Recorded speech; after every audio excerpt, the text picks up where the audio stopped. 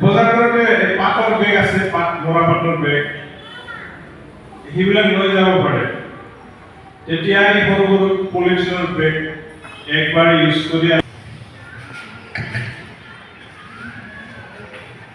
আৰু sustainable transport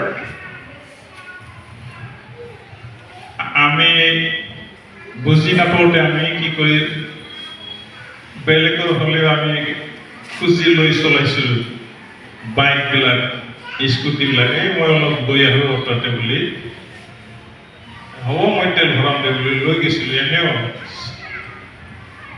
কাম নহ'লেও যাতে তেনেকৈ কাম নহ'লেও যাতে এই যাতায়াতৰ যিটো সুবিধা, বাইক, কাৰ এইবিলাক যাতে ব্যৱহাৰ নকৰে, চাইকেলৰ যদি ব্যৱহাৰ কৰিব পাৰে, এইটো আপোনালোকে ল'ৰা ছোৱালীক ক'ব।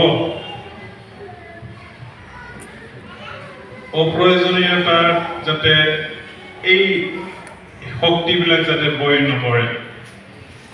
আৰু আপোনালোকেতো বহুতে আপোনালোকৰ ল'ৰা ছোৱালীক ভাত বনাই খুৱায়। এই ভাত বনাওঁতেও আপোনালোকে LPG গেছ ইউজ কৰে। সেই LPG গেছটো আপোনালোকে সৎ ব্যৱহাৰ কৰিব। অপ্ৰয়োজনীয়তা বেছিকৈ যাতে খৰচ নকৰে। যদি শাক পাচলি হয়, এটা কথা, শাক পাচলিটো আমাৰ জীৱনদায়ক পুষ্টিকৰ খাদ্য। এইটো বেছিকৈ সিজোৱাৰ কোনো প্ৰয়োজন নাই।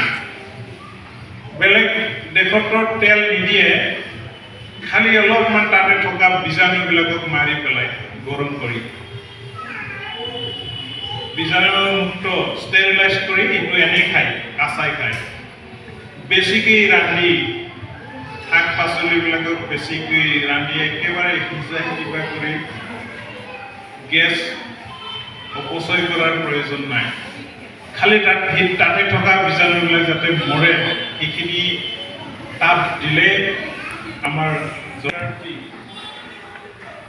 তাৰপিছত আমিতো প্ৰত্যেক বছৰে বিশ্ব পৰিৱেশ দিৱস উদযাপন কৰি থাকোঁ।